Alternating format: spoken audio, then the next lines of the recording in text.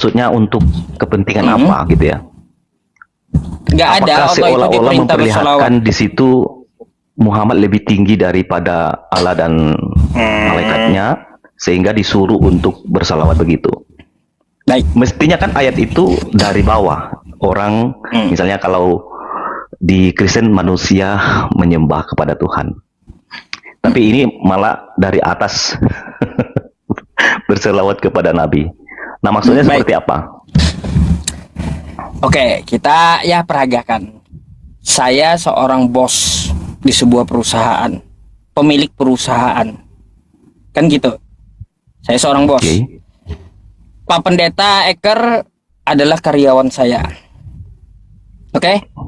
Karena Pak Pendeta Eker ini bagus kerjanya, dapat prospek atau proyek yang gede yang menguntungkan perusahaan saya, maka saya akan memuji Pendeta Eker Saugo. Mantap, mantap. Lalu saya suruh karyawan lain juga. Ayo, kita puji Pendeta Eker gitu.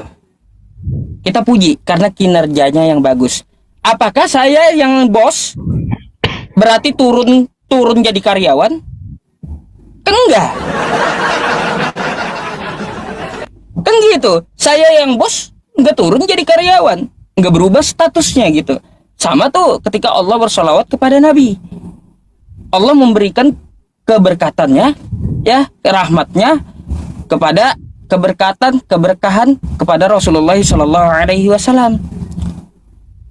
Gitu.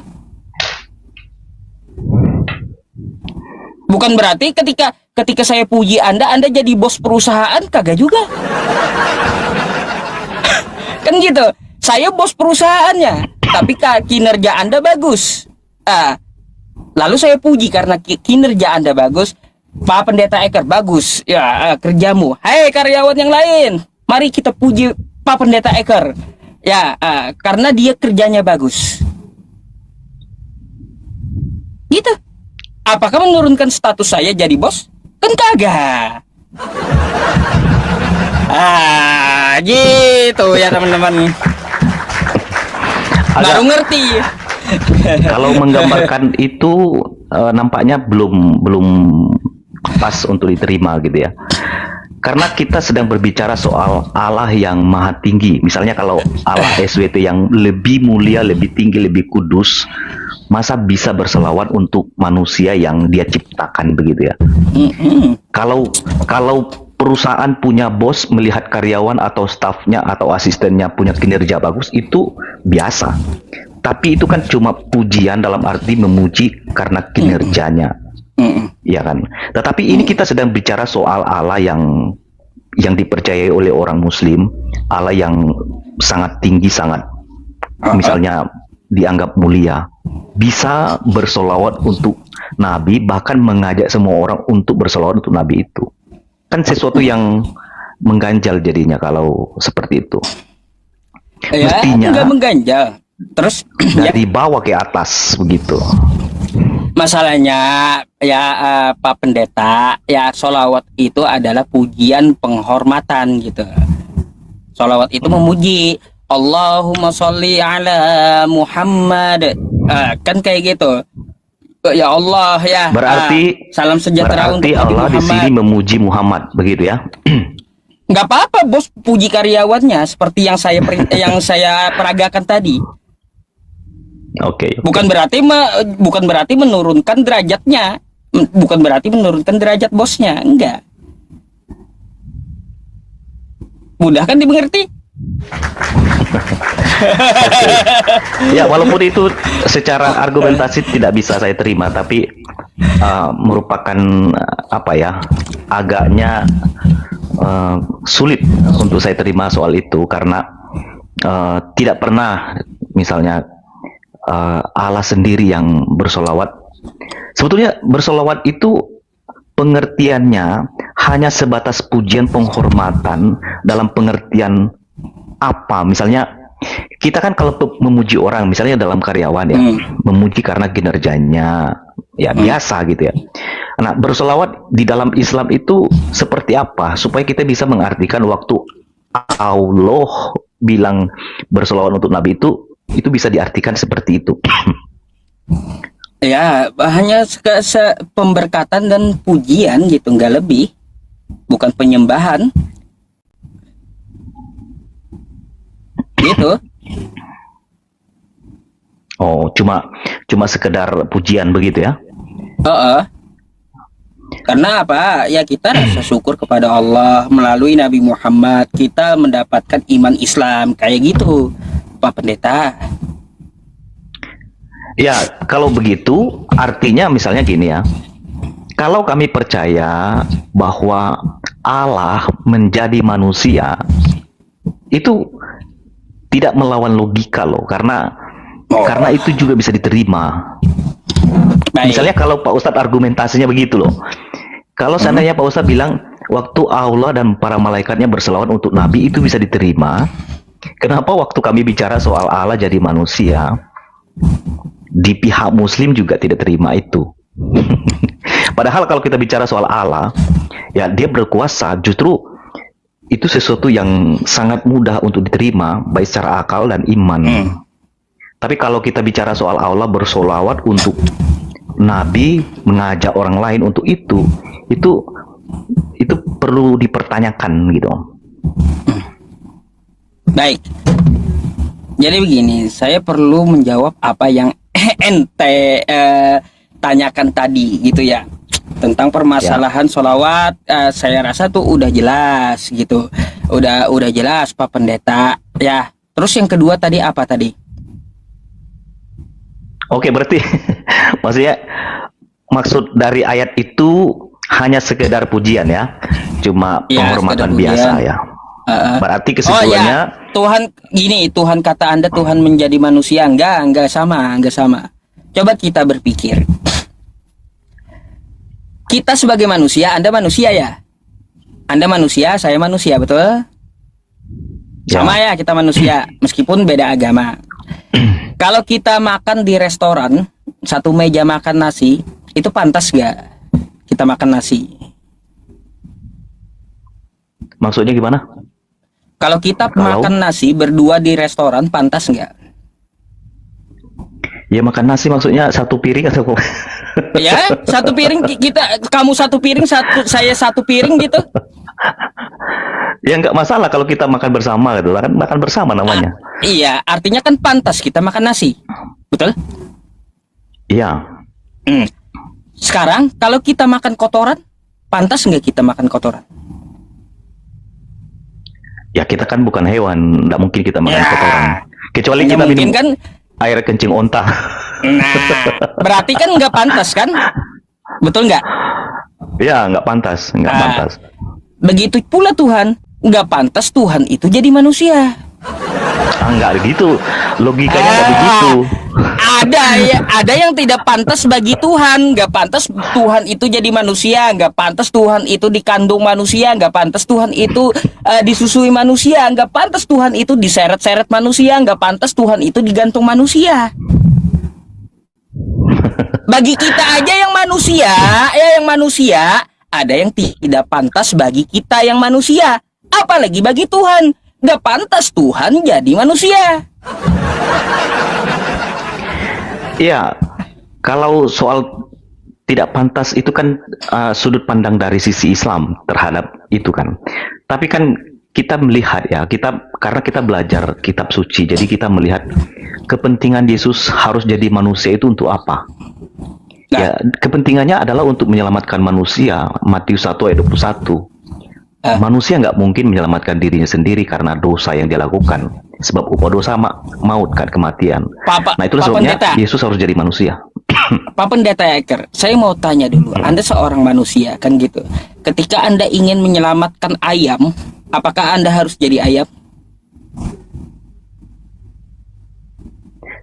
Logikanya tidak seperti itu. Tuhan itu sedang menyelamatkan manusia yang dicipta segambar dan serupa dengan dia. Kalau disandingkan dengan hewan, kepentingannya apa? Untuk apa? Kepentingannya untuk apa? Kan kayak gitu. Astagfirullah. Kenapa? Ya di YouTube YouTube ini kenapa ya? Astagfirullah. Kenapa? Bentar. Oh ya, silakan dulu, urus dulu, Pak Ustadz.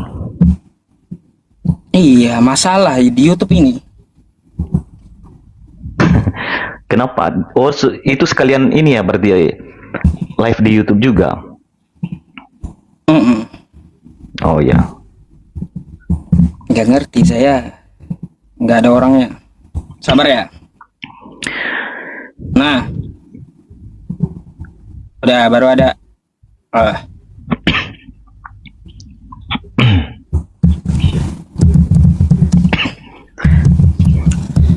Oke, dah tuh. Jadi kan Oke. seperti itu logikanya. Logikanya seperti itu. Bagi Tuhan nggak pantas dia ya menjadi manusia. Bagi kita manusia aja ada yang kagak pantas.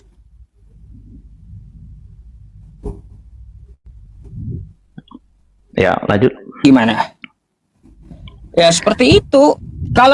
Kalaunya kita arahkan ke arah Anda. Anda ingin menolong ayam. Apakah Anda mau jadi ayam dulu? Mau nggak Anda jadi ayam? Kepentingan Jawab saya dulu, harus Pak jadi ayam Pendeta. untuk apa? Kepentingannya Mau untuk apa? Mau menolong ayam? Sekarang gini, ya. Kita ini kan sedang bicara soal manusia yang dimana manusia itu sudah dicipta segambar dan serupa dengan Allah, ya kan? Manusia itu punya tubuh, jiwa dan roh. Nah, kalau manusia yang sudah berdosa itu tidak diselamatkan, dia akan mati di dalam dosanya. Itulah sebabnya dia harus ada penebus, juru selamat. Nah, kalau Pak Yusuf bilang, kalau Anda mau menyelamatkan ayam, apakah Anda harus jadi ayam? Itu logikanya gimana? Nah, Kepentingan karena kan saya untuk menyelamatkan ayam dari apa? kata Anda tadi kan Tuhan ya ingin menebus dosa manusia, maka dia harus jadi manusia. Kan kata Anda gitu. Ya, karena kepentingannya mau menyelamatkan manusia. Kan karena kepentingannya untuk mau menebus dosa manusia, kan kayak gitu. Nah, sekarang ya Anda mau nggak jadi ayam? Kepentingannya untuk menolong ayam. Logikanya Pak Yusuf itu apa? Nggak bisa Nggak begitu. mungkin. Saya yakin Pak Pendeta Eker nggak bakal mau jadi ayam, kan gitu. Saya yakin nggak bakal mau. Begitu pula Tuhan, Pak Pendeta Eker nggak bakal mau dia jadi manusia, nggak bakal mau. Jadi gini, Pak Itu Ustadz, ya. logikanya. Sekarang gini ya, ini bukan soal siap saya mau atau tidak, tetapi di dalam Alkitab itu sudah jelas ya, di mana kita percaya bahwa Allah itu menjadi manusia, dan itu sudah terjadi dan kita imani itu. Lalu untuk apa Yesus datang dan menjadi manusia? Itu kan yang perlu mestinya Pak Yusuf harus ketahui gitu loh. Karena kan manusia sudah jatuh dalam dosa. Yang sudah berdosa ini nggak mungkin bisa menyelamatkan dirinya sendiri. Itu sama seperti orang masuk dalam lumpur dan dia tidak mungkin bisa keluar dari lumpur itu dengan usahanya sendiri. Dia butuh juru selamat, dia butuh pertolongan. Nah, itulah sebabnya Yesus datang. Ya, Yesus datang untuk menyelamatkan manusia yang berdosa itu. Karena kalau tidak, manusia akan mati dalam dosanya. Nah, kalau saya seperti tadi, saya mau jadi ayam untuk menyelamatkan ayam, untuk apa? Kan ada mungkin. tujuannya. Ada tujuannya. Lah kan yang penting kan ada tujuannya. Apa kan kepentingannya jadi ayam? Kan menolong ayam. Apakah kita mau menolong ayam harus jadi ayam dulu? Kan enggak. Begitu pula Tuhan kalau mau menolong manusia, Pak Pendeta ya, kalau mau menolong manusia, Tuhan itu gak perlu dia jadi manusia. Maksudnya kayak gitu. Iya. Tapi itu cara yang dipakai Allah untuk menyelamatkan manusia yang kami imani. Itu cara yang dipakai Allah untuk menyelamatkan manusia. Dan itu tidak bisa dibantah walaupun Pak Yusuf P. tidak mau terima itu. Itu sama seperti kayak waktu saya suruh kutip ayat tadi. Nggak mungkin lah masa Allah yang sangat agung, sangat kudus mau bersolawat untuk manusia yang sudah dicipta. Kan aneh juga itu. Dan itu perlu dipertanyakan. Nah, kalau itu sulit, ya nggak ketemu. Nggak ketemu. Kalau kalau itu kan udah saya jawab tadi, gampang jawabannya itu. Saya malu-malu saya rasanya. memang kata Allah Subhanahu wa taala berikan perumpamaan-perumpamaan ya teman-teman agar dia mengerti kan gitu. Ya, kalau saya bicara pakai bahasa Arab, oh dalil melulu nggak ngerti nanti.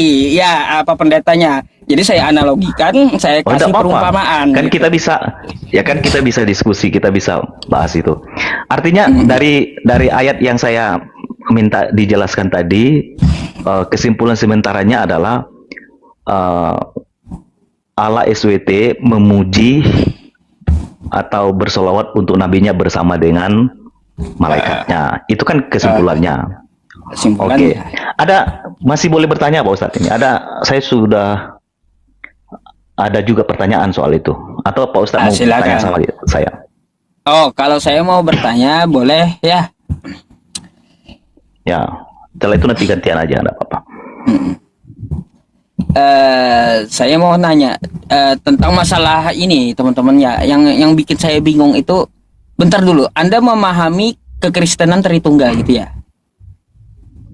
Iya. Oke, Tritunggal. Baik, coba Anda buka Anda buka Lukas 2 nomor 11 coba.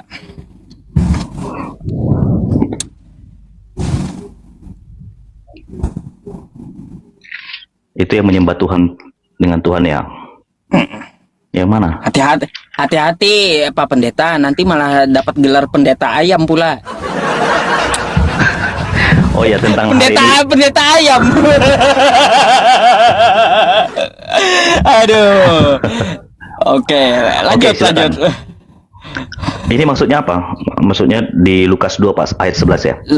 Saya mau tanya di situ yang lahir Tuhan betul nggak? Namanya lahir kok Tuhan, gimana sih? Ya, itu kan lahir tuh Tuhan di kota Daud. Nah, itu kesalahannya. Namanya lahir, saya kasih tahu ya. Saya kasih tunjuk satu ayat yang ada korelasinya dengan ayat ini. Yesaya pasal 9 ayat 5. Ya, saya tunjukkan dulu ya. Saya mau bicara soal Duinatur Kristus di sini ya, karena di sini Pak Yusuf PI sudah mengutip ayat itu. Yesaya pasal 9 ya. Atau Pak Yusuf bisa cepat nggak membuka ayat di situ ya? Tahu layarnya saya Pak Yusuf. isinya pun tahu.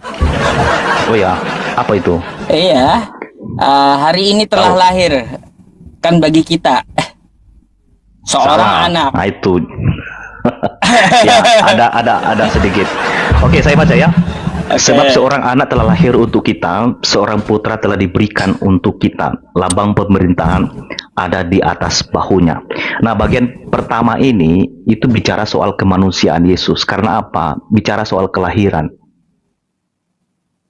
Lalu setelah itu bicara soal keilahian Yesus. Di situ dikatakan namanya akan disebut penasihat ajaib, Allah yang perkasa, Bapa yang kekal, Raja damai.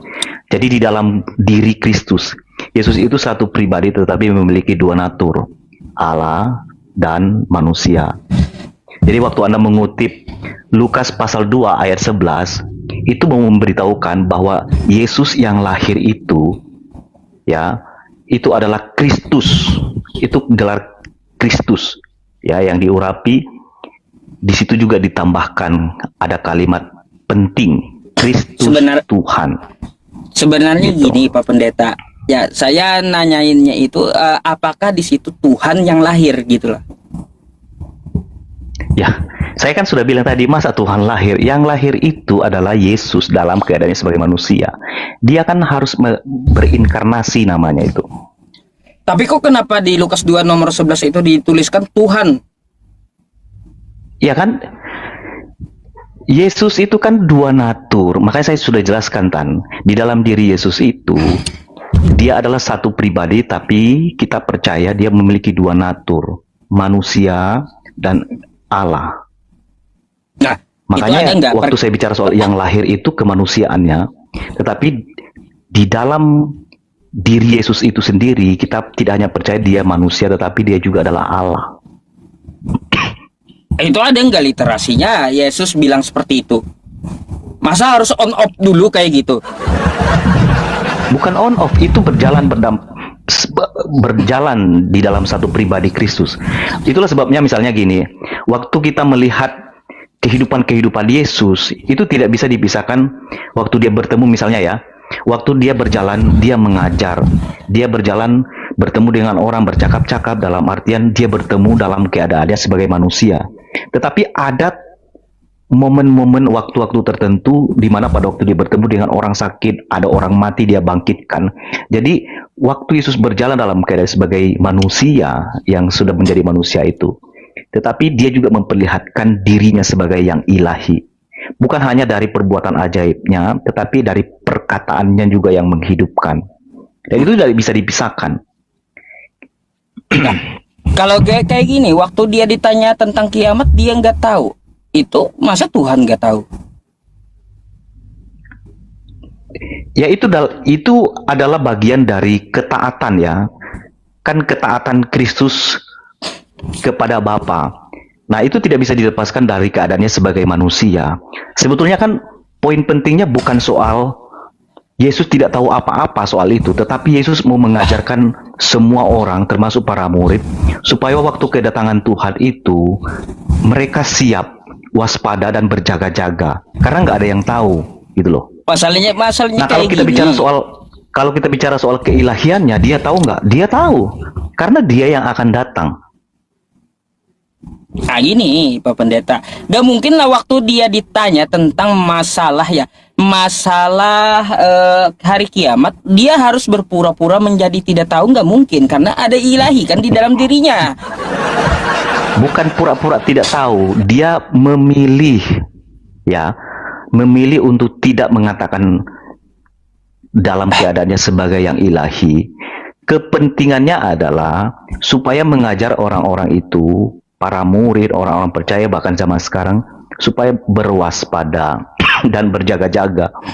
Kan poin pentingnya itu bukan soal ketidaktahuan Yesus, bukan itu. Makanya kalau membaca teks itu lalu menafsirkannya dengan alegoris, ya jadinya seperti itu. Karena kalau dari teks itu kan kepentingannya adalah supaya orang waspada kan, dan berjaga-jaga, karena hari kedatangan Kristus nggak ada yang tahu. Bahkan kalau saya tidak salah di agama Islam pun juga mereka percaya ya akan kedatangan yang kedua. Misalnya Isa akan datang untuk menghakimi. Tahu nggak? Kan nggak tahu. Nah, pesannya adalah waspada dan berjaga-jaga karena kita nggak tahu. Maka Yesus gambarkan di dalam kitab Yohanes itu, dia datang digambarkan itu seperti pencuri datang. Kalau pencuri datang kan tidak pernah dikasih tahu. Nah, itulah sebabnya penting untuk berjaga-jaga dan berdoa. Gitu. Agak heran aja saya waktu ditanya kiamat, ya op dulu jadi Tuhan gitu. Tidak. Nanti kalau membangkitkan orang mati baru jadi Tuhan. kayak gimana? Aneh gitu loh, ya. Pak Pendeta, nggak masuk akal. Saya kasih tahu ya. Ini kan kita sedang berbicara soal Allah gitu ya. Kita percaya Yesus itu adalah Allah gitu. Kalau Anda menuntut semua harus sesuai dengan logika Anda, kita sedang berbicara memahami Allah di sini. Tetapi dalam artian begini, bukan berarti semua yang saya katakan itu tidak bisa diterima oleh akal. Ya, bukan berarti tidak bisa diterima oleh akal. Kita sedang membicarakan soal, kalau kami sebut itu keunikan Kristus. Yesus itu memiliki dua natur, dia manusia dan sekaligus juga adalah Allah. Dan itu ada banyak sekali ayatnya. Dan kalau Pak Ustadz bilang, ini nggak masuk di logika, nggak masuk di akal, ya bukan tidak masuk di akal sebetulnya ya. Itu juga melampaui akal. Ya kayak gimana? Kalau nggak masuk di akal kan susah diimani. Ngapain diimani? Betul nggak? Ya kan, kalau kita di dalam kekristenan kita percaya, kita untuk mengenal Allah kita perlu akal budi kan. Kita juga perlu pengalaman empiris. Tapi tidak hanya itu, ada iman yang melampaui semua itu.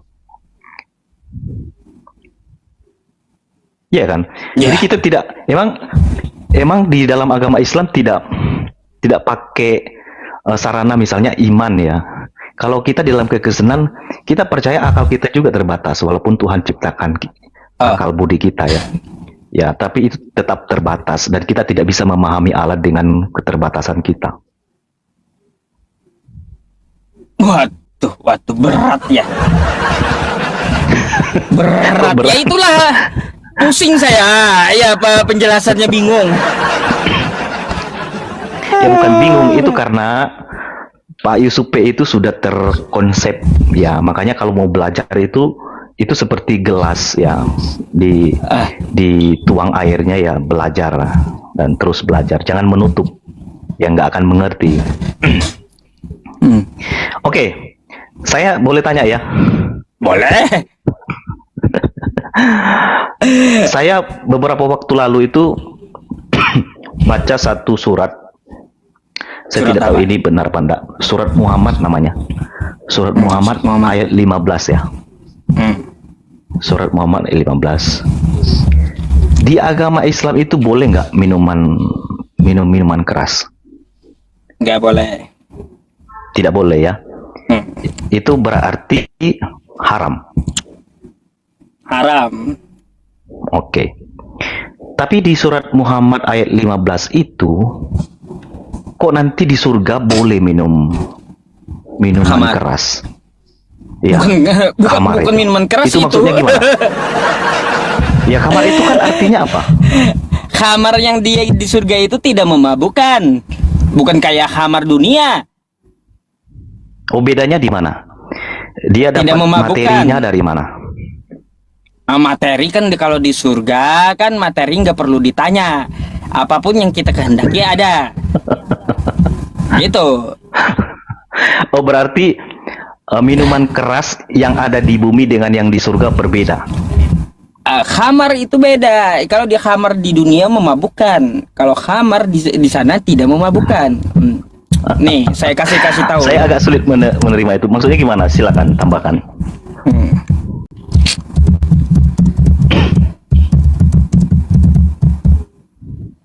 Nih. Coba Anda buka Quran surah As-Saffat ayat 47. Wah, saya tidak tahu bukanya. Silakan buka Pak Ustadz ya. Boleh ditampilkan lah. Atau dibaca. Nih ya, tentang khamar di surga ya. Bentar, Ya.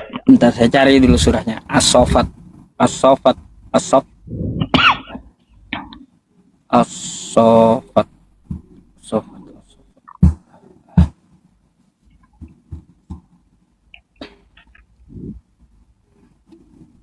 Asop, bentar. Asop dengan asofat beda masalahnya. Ya.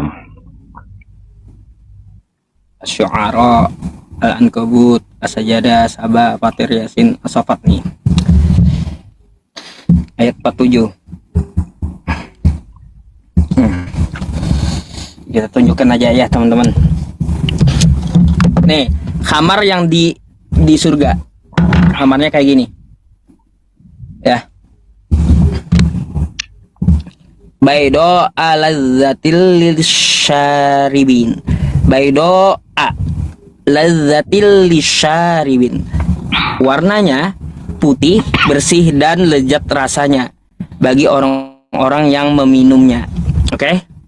Terus la fiha Minuman keras di bumi juga. walahum anhayun zafun. Tidak ada di dalamnya unsur yang membahayakan dan mereka tidak mabuk karenanya. Oh, Ya, maksudnya gini. tidak mabuk. Itu tetap masuk dalam minuman keras atau gimana? Karena kan Beda. sama. Kamar dunia dengan kamar surga beda. Kalau di dunia kan istilahnya minuman keras. Kalau di sana bukan minuman keras kamar itu. Gitu. Jangan disamain dunia dengan surga, beda.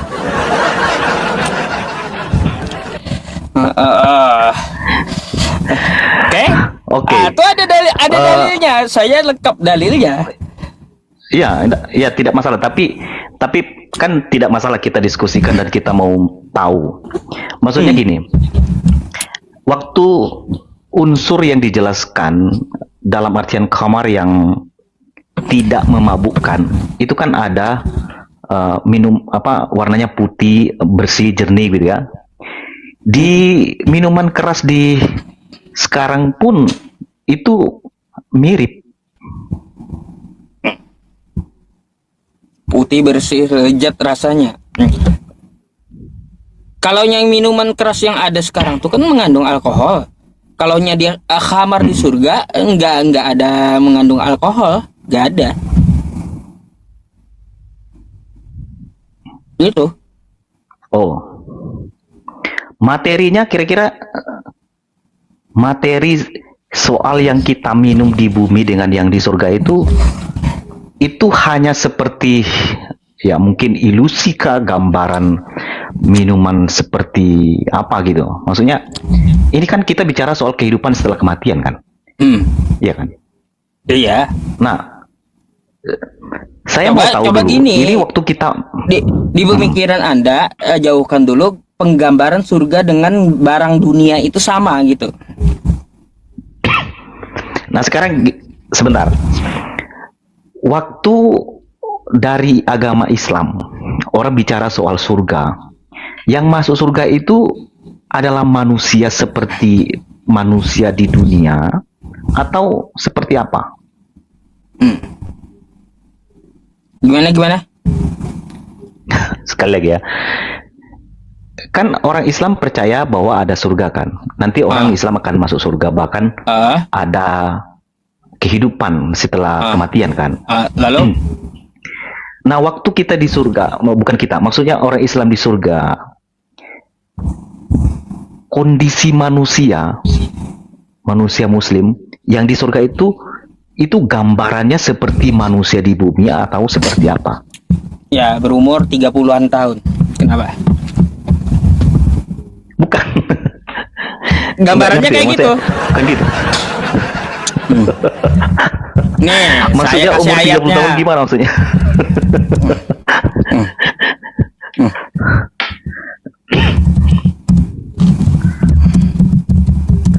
Misalnya gini ya, kalau di dalam kekristenan kan, kita percaya bahwa nanti kita akan diubahkan gitu, kita akan memiliki tubuh kemuliaan. Nah, tubuh kita itu beda dengan materi Pendeta. sekarang ini. Ini gambaran surga ya, judulnya ya, gambaran surga, oke? Penghuni surganya kayak gimana?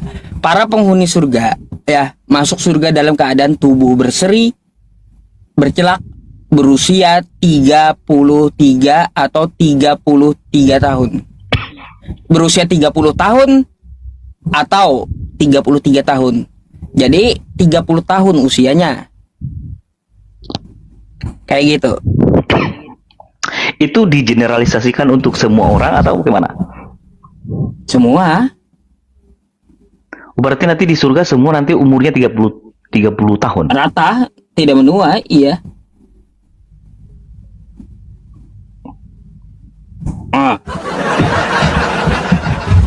Nggak ada nenek di sana, Pak Pendeta. Semua muda ya, dikasih jasad yang muda. Kita semua ada dalilnya, kan kayak gitu. Nggak sembarangan, bukan kayak Casper, Pak Pendeta. Di sana secara ini, secara apa? Secara hidup, secara ruh, lalu menyembah aja Casper itu. Oke. Iya. Lalu gimana Pak Ustadz mau menjelaskan soal yang meninggal itu misalnya ya belum berusia 30 tahun atau sudah lewat usianya? Atau mau lewat ada mau masa? lewat atau tidak nanti tetap dikasih raga ya, jasad surgawi itu yang usianya 30 tahun gitu. Intinya kayak gitu.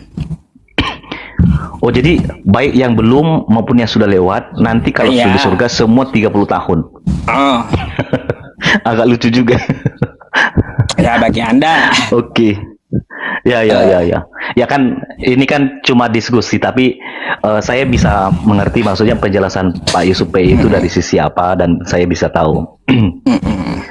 Jadi nanti di surga semuanya berusia 30 tahun. Ya, Yang menghitung itu siapa, Pak? ya Allah Subhanahu wa taala lah. Kayak gimana? Siapa yang menciptakan lah yang menghitung. Kayak gimana sih? Nanti nggak ada yang protes ini. Saya kan sudah 35, Pak, atau 40. Nggak ada begitu. Gak seperti di dunia. Oke. Oke? Ah, Oke. Ya berarti mm, di surga tetap ada minuman khamar itu ya. Tetap ada minuman khamar itu. Cuma kualitasnya beda. Ya. Kualitasnya beda. Atau Ya. kalau saya boleh pikir begini. Untuk minuman itu kepentingannya apa ya? minuman apa? Khamar tadi. Khamar tadi. Khamar tadi. Untuk Ya. supaya tetap kuatkah atau tetap dalam keadaan bugar, sehat dalam misalnya apa? Lah, kalau kita minum di sana kita menikmati rasanya. Bukan untuk apa-apa Berarti- gitu. Namanya kenikmatan, kita nikmati rasanya. Bukan masalah efek sampingnya oke. apa, bukan. Iya, kenikmatan rasa, bukan masalah efek sampingnya. Oke. Boleh saya tanya? Oke, silakan. Sekarang saya mau tanya, kenapa kalau di surganya Pak Pendeta itu ada perang naganya? Ya, itu dalam kitab Wahyu. Itu cuma simbol ya. Simbol Oh, aja. simbol. Simbol aja. Simbol kayak gimana, masa di surga ada perang sih? Ah, kacau. Ya, surga itu tempat tenang, Pak Pendeta, tempat menikmati, kan kayak gitu, menikmati pemandangan yang bagus, terus ya apa Ya. yang kita mau kan ada kan. Tiba-tiba ada perang di surga, itu macam apa itu? Surga apa itu? Orang surga itu damai. Ini ada surga perang naga pula. Sebentar ya, saya cari materinya. Terjadilah peperangan Itu- naga di surga. Ya itu sama dengan misalnya gini. Kalau saya kontraskan lebih tidak masuk akal lagi misalnya sama surganya Pak Ustadz. Di surga ada 72 bidadari, nanti kalau melakukan hubungan begitu tidak akan putus-putusnya. Itu kan masa di surga begitu. Karena kalau kami di dalam kekristenan, Yesus mengajarkan tidak ada kawin mengawin di surga itu. Loh, Yesus Yesusnya loh yang kawin ngomong loh. ini. Yesusnya kawin.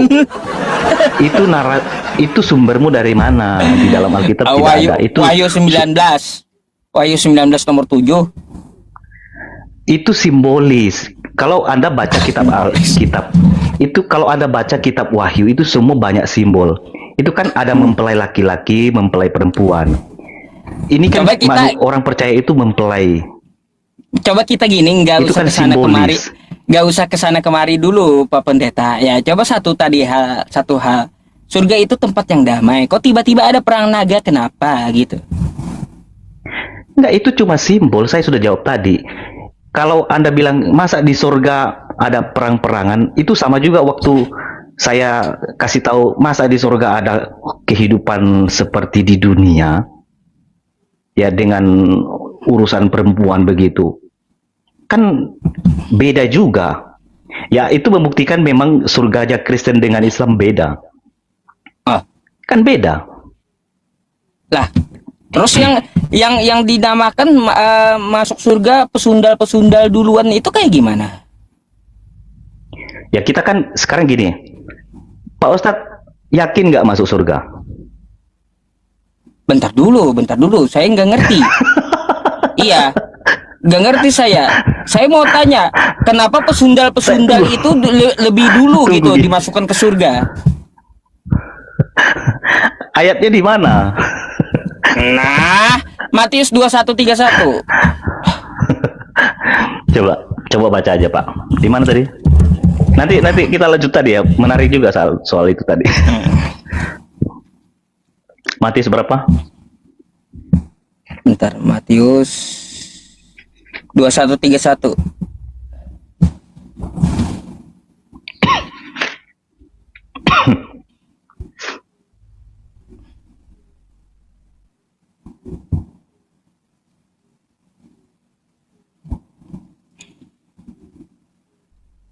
Siapakah di antara kedua orang itu yang melakukan kehendak ayahnya?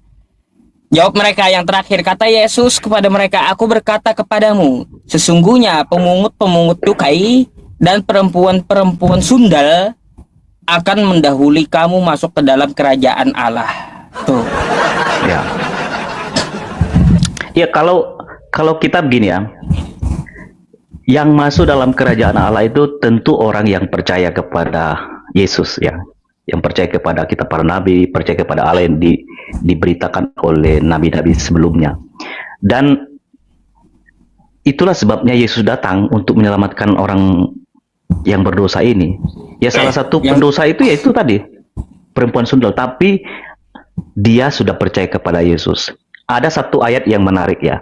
Orang yang terdahulu akan jadi terkemudian. Ya, itu ayatnya menarik. Maka kok ada orang sundal masuk surga? Itu ya karena memang pengampunan ada bagi mereka dan mereka menerima dan percaya kepada Yesus. Itulah sebabnya mereka mendapat hidup Pertanyaannya kerajaan gini, surga. pertanyaannya gini, kenapa perempuan sundal yang didahulukan gitu loh? Ya, makanya kan ada yang terdahulu, ada yang terbelakang, terkemudian. Kenapa rupanya misalnya gini? Ada satu kisah di mana ada seorang perempuan yang kedapatan melakukan dosa, ya. Lalu menurut hukum Musa, ya, orang yang kedapatan itu harus dilempari dengan batu dan sampai mati. Lalu Yesus bilang, kalau ada di antara kamu yang tidak berdosa, silakan lempar duluan, ya kan? Nah, ahli-ahli Taurat, orang-orang Farisi dan banyak orang itu nggak berani melempar karena apa? Mereka sadar mereka berdosa. Tetapi perempuan yang kedapatan melakukan dosa itu diterima, diampuni oleh Yesus. Lalu Yesus bilang, jangan berbuat dosa lagi, mulai dari sekarang. Nah, orang kalau sudah percaya, bertobat, meninggalkan dosanya, kenapa Anda melarang dia untuk hidup masuk dalam kerajaan surga? Jadi orang sundal seperti yang digambarkan di dalam Alkitab yang tertulis di dalam Matius tadi, pasti adalah orang yang sudah percaya kepada Yesus. Nah, itulah sebabnya pertanyaan saya begini, Pak Yusuf PI, yakin nggak masuk surga? Ya, kalau kita Tunggu pasti dulu. masuk surga. Pasti. Ayo, Dasarnya apa? dasarnya dalil.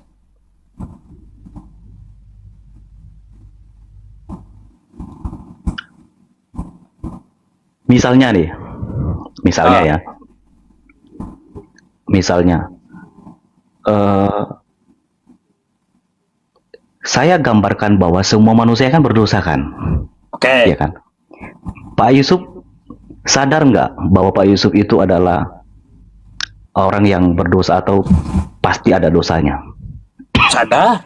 Sama dengan saya, Ya. saya. Tapi bedanya kita, Pak. Saya orang berdosa tapi punya juru selamat. Namanya Yesus Kristus. Ya. Dan itulah sebabnya kalau saya yakin saya pasti akan mendapat hidup yang kekal karena ada Tuhan Yesus. Pak Nah, bedanya dengan Pak Yusuf PI tidak. Pendeta. Nah, sebentar. Nah, waktu Oke. Pak Yusuf PI, kenapa yang berdosa duluan masuk? Ya kan? Itu kan yang punya surga siapa? Atau ginilah, hidup kita ini kan nggak ada yang tahu. Ada yang baru lahir, belum lama hidup langsung mati, ya kan? Ada juga yang sudah lama hidup tapi nggak mati-mati. Itu sebetulnya kesempatan untuk bertobat, gitu kan? Jadi sebetulnya tidak mempersoalkan karena dosa yang dia lakukan, tapi dia itu sudah punya juru selamat atau tidak. Itu di mana yang Anda katakan itu di mana tertulisnya? Ya kan dalam misalnya eh, Kisah Para Rasul 4 ayat 12 ya. Keselamatan kan gak ada di dalam siapapun kecuali dalam Yesus. Dan Yohanes pasal 10 ayat 28, Yesus berkata, aku memberi hidup yang kekal kepada mereka dan tidak seorang pun merebut mereka dari tanganku kan. Dan itu janji Yesus. Dan kami percaya itu. Nah, kalau kami percaya kepada Yesus, ya pasti kami mendapat hidup kekal itu. Jadi kalau Pak Yusuf, kok bisa ya seorang berdosa masuk surga? Ya bukan soal kok bisa. Bagi Tuhan kan gak ada yang mustahil gitu ya. Ya, Justru masalahnya Tuhan gini. mencari orang berdosa. Masalahnya gini, kenapa yang didahulukan itu pesundal gitu loh. Ya kan konteksnya itu kan sedang menceritakan ada pendosa ya kan, yang berdosa. Iya kan ada di sini. Ceritanya kan tentang ini kan. Tentang perumpamaan tentang dua orang anak kan. Ya kan? Iya, masa pesundal di surganya Kristen lebih dulu masuk gitu. Nanti Pak Pendeta, cewek-cewek Kristen banyak jadi pesundal kalau kayak gitu. Nah itu ya gitu. Itu namanya eisegesis namanya. Kalau dalam dunia teologi namanya eisegesis. Anda memasukkan pikiran yang nggak sesuai dengan kitab suci ke dalam Alkitab, dan itu tidak dibenarkan. Lah, Gitu. kan pasti mikirnya perempuan Kristen pesundal lebih duluan masuk. Jadi pesundal aja dah aku katanya. Nanti tobat setelah tobat duluan masuk surga kan kayak gitu. Kan sudah jelas ayatnya. Sekarang gini, pemungut cukai dengan perempuan sundal dosanya beda, tapi di hadapan Tuhan mereka sama-sama berdosa gitu loh. Dengar nggak? Ngerti ya? Jadi orang yang berdosa ini kalau udah masuk surga itu syukurnya besar loh. Ucapan syukur karena apa? Mestinya kan orang berdosa ini dihukum di neraka. Kok mempersoalkan kalau begitu, kalau ada perempuan sundal duluan masuk surga lalu aku mau jadi perempuan sundal aja lah, kan bukan gitu konsepnya. Kan bukan dosa gitu udah konsepnya. ditebus toh. Bebas kan lah Pak Pendeta, dosa udah ditebus, dosanya udah ditebus. Nah itu adalah pikiran orang yang tidak bertobat sebetulnya. Misalnya gini ya, kan sudah ada juru selamat, kan sudah ada penebus, kalau begitu bebas dong berbuat dosa. Nah itu tidak sesuai dengan kitab suci. Kesimpulannya Alkitab gini menuntut jadinya. supaya orang percaya itu hidup kudus, hidup dalam ketukunan, hidup dalam kebenaran. Kan ada dalam 1 Yohanes, siapa yang percaya kepada Yesus wajib hidup sama seperti Yesus hidup. Jadi kayak gini kesimpulannya ya. Jadi yang penting percaya Yesus meskipun jadi pesundal, duluan masuk surga gitu. Bahaya Pak Pendeta. Ada. Jadi gini ya, saya tadi sudah jelaskan, antara pemungut cukai dengan pesundal itu adalah orang berdosa, sama. Dosa kecil, dosa besar di hadapan Tuhan tetap berdosa. Tapi kan sekarang yang masuk duluan misalnya, kalau seandainya pesundal duluan, lalu setelah pesundal kok jadi masalah? Emangnya maunya, sekarang saya tanya, ada nggak yang masuk surga orang benar tanpa dosa sama sekali? Ada nggak? Ada. Ada.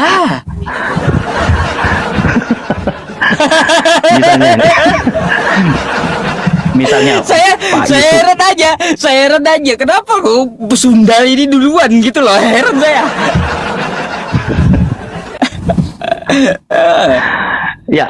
ya intinya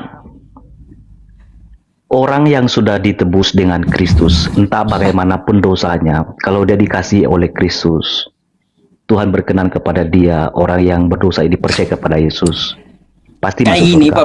kayak gini Pak Pendeta. Kenapa bukan orang yang suci dulu, orang yang taat dulu yang masuk duluan ke surga? Kenapa harus pesundal duluan gitu loh? Buat apa gitu?